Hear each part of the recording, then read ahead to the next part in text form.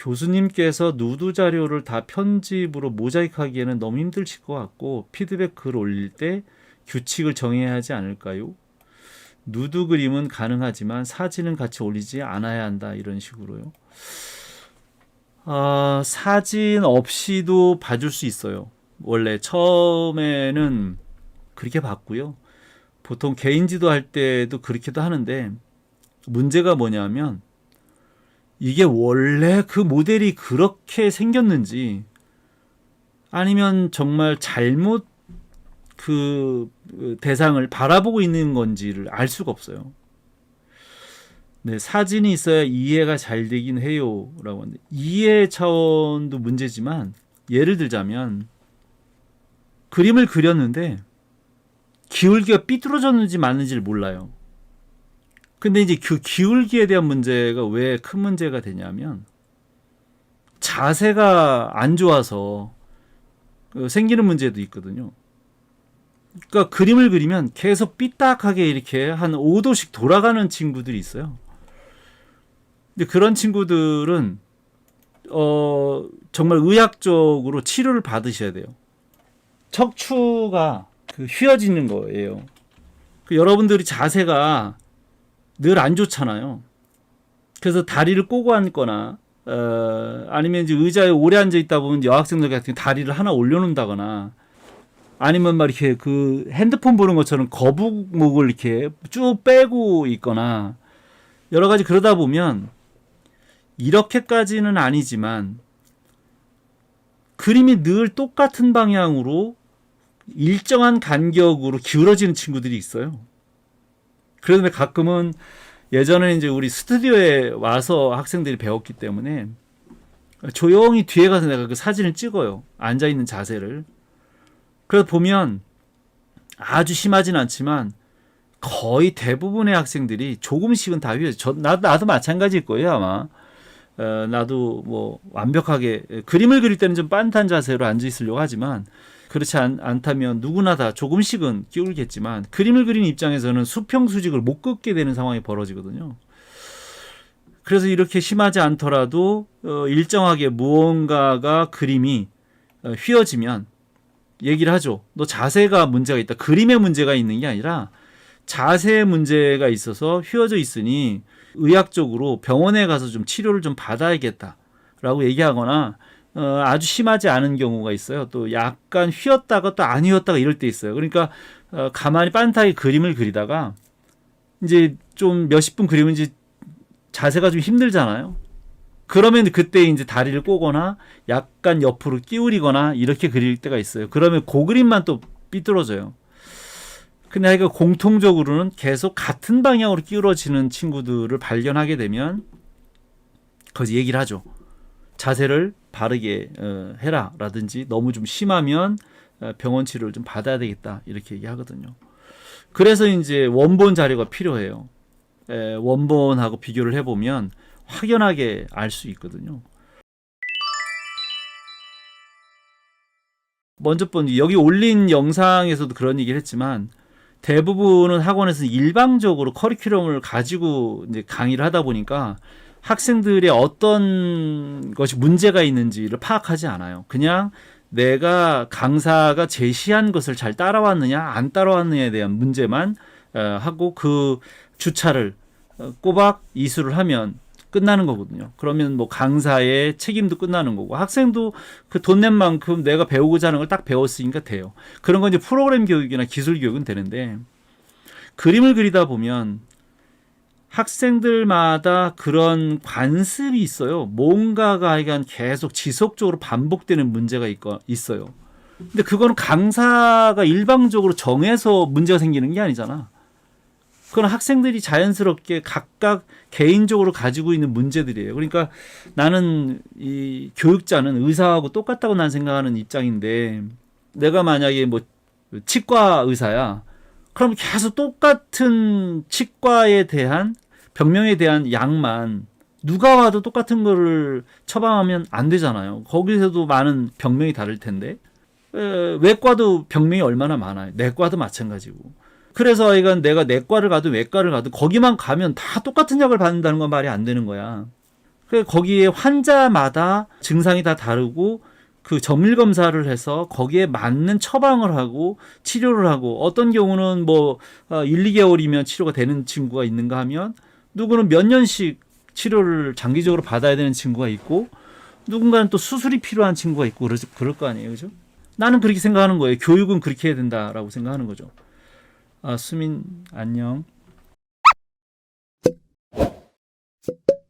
그래서 일방적인 교육은 말 그대로 대중교육이잖아요. 그러니까 누구나 다 그냥 알아야 되는 아주 기본적인 그런 기술 교육, 프로그램 교육 같은 건 되는데 나처럼 연출을 가지고 창작을 해야 되는 입장에서는 그게 어려워요. 그럼 학생들한테 도움이 안 돼. 학생마다 증상이 다 다르고 하고 싶은 게 다 다르고 진로가 다 다르고 고민거리가 다 다르고 습관이 다 다르고 장점이 다 달라요. 그러면 그 학생의 문제점도 발견해서 고쳐줘야 되지만 잘하는 거를 또 자아 개발을 해야 되잖아요. 그 잠재력을 본인도 모르는 잠재력을 찾아서 내가 보기엔 너는 콘티 연출을 잘하는 것 같아. 그러니까 너는 연출을 좀 배우는 게 어떻겠니? 그러니까 포스트 드로잉은 당연히 해야지. 콘티를 그려야 되니까. 우리는 어쨌든 그림을 그린 사람이라서 드로잉은 잘해야 돼요. 음악하는 사람들이 어쨌든 악기를 잘 다뤄야 되듯이. 그러니까 어떤 곡을 연주할 것이냐, 어떤 곡을 부를 것이냐는 다음 문제고 일단은 노래를 잘하거나 악기를 잘 다뤄야 되는 건 기본이죠. 그래서 그림은 잘 그려야 돼요. 그래야 콘티를 그리던 캐릭터를 그리던 레이아웃을 그리던 애니메이션을 하든 뭘 하든지 간에 어쨌든 그림은 기본적으로 잘 그려야 되니 그럼 포스트 드로잉을 하면서 콘티에 대한 장면 연출을 공부를 좀 해보자. 네가 만약에 흥미가 있다면 이렇게 권유를 하죠. 또 어떤 친구는 나는 좀 프로그램 쪽으로 그림을 좀 그러니 프로그램을 좀 하고 싶다. 그런데 내가 프로그램을 가르칠 수 없지만 프로그램도 연출을 해야 프로그램을 다룰 수 있는 거예요. 그렇잖아요. 툴은 알겠어. 어디에서 뭘 누르면 어디 들어가면 뭐가 있는지는 알잖아요. 그거가 문제가 아니라 그거를 그 프로그램을 어떤 프로젝트에 어떻게 활용하면 좋은지에 대해서 또 배워야 돼요. 그래서 결국은 연출에 대한 문제가 있다는 거죠. 그래서 뭐 캐릭터를 디자인을 하던 아니면 캐릭터 연기 연출을 하든 드로잉은 잘 해야 되니까 포스트 드로잉은 이제 기본으로 하고 그 학생의 문제점과 장점을 계속 매주마다 체킹을 해서 피드백을 해주고 관리를 하죠. 그러니까 환자 관리하는 거하고 다르지 않아요. 그리고 환자들이 또 가끔은 자기 관리가 안 될 때 있잖아요. 하지 말라고 그러는데 계속 뭐 매운 음식을 먹는다거나 아니면 계속 술을 먹는다거나 그런 경우가 있죠. 많아요. 나도 그러니까. 그러면 이제 계속 이제 잔소리를 하죠. 환자분 계속 그렇게 하면 죽습니다. 이렇게 팩폭을 하죠. 조금 더 가면 치료를 할 수 없습니다.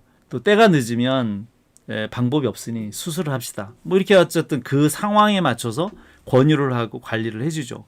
멘탈 관리도 하고요. 진로에 대해서 모르잖아요, 학생들이. 산업이 뭐가 있는지, 어떤 직업이 있는지, 어떤 직종이 있는지, 어떤 직무가 있는지, 직급이 있는지, 자기가 어디에 맞는지. 대학교 4학년이 돼도요, 뭘 할래라고 물어보면 몰라요, 사실. 그냥 뭐 하고 싶어요, 이런 정도예요.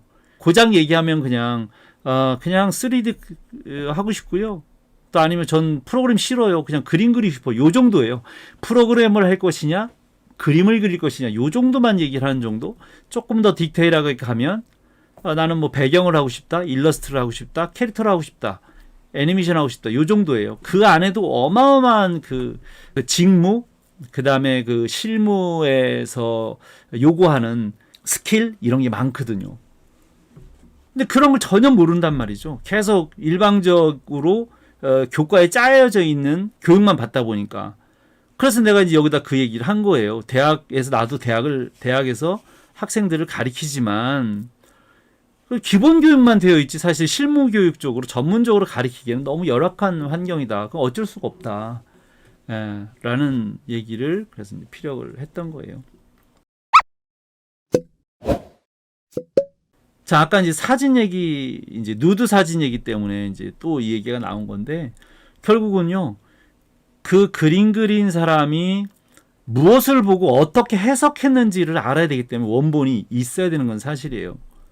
그런데 이제 일정한 어느 정도의 이제 능력이 돼서 좀 넘어가면 그 다음부터는 똑같이 그리는 게 무의미해요. 그래서 그 포즈를 똑같이 했느냐가 아니라 내가 무엇을 표현하고자 했느냐에 대한 거예요.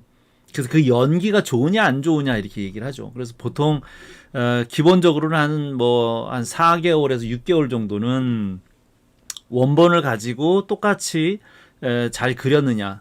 특히 이제 비율이나 무게중심이나 운동감이나 덩어리나 또 선의 강약이나 여러 가지 종합적으로 드로잉의 기반이 될 만한 것들을 잘 습득하고 그동안에 안 좋았던 그런 습관들, 관습들을 고치는 데만 해도 한 3, 4개월 빠르면 그렇고요. 그건 아주 정말 거의 관습이 없는 친구들이 그렇고요.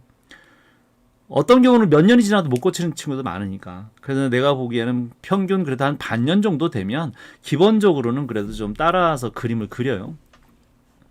이제 그 이후에는 이제 얘기를 하죠. 너는 이러이러한 재능이 있는 것 같다.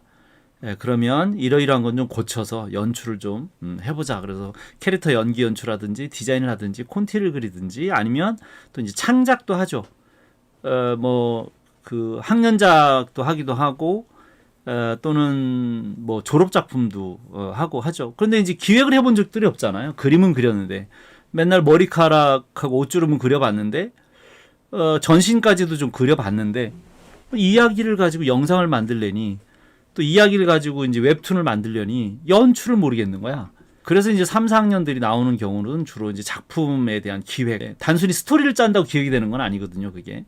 기본을 좀 갖춰가면서 그다음에 이제 본인들이 원하는 작품들을 연출할 수 있도록 그렇게 가야 돼서 처음에는 여기는 대부분 이제 초보들이 지금 올리는 친구들이라서 원본 자료가 어쨌든 좀 있어야 그 시지각 능력, 그러니까 그 대상을 정확하게 인지하고 바라보고 그릴 수 있는 능력이 있느냐 이런 거라서.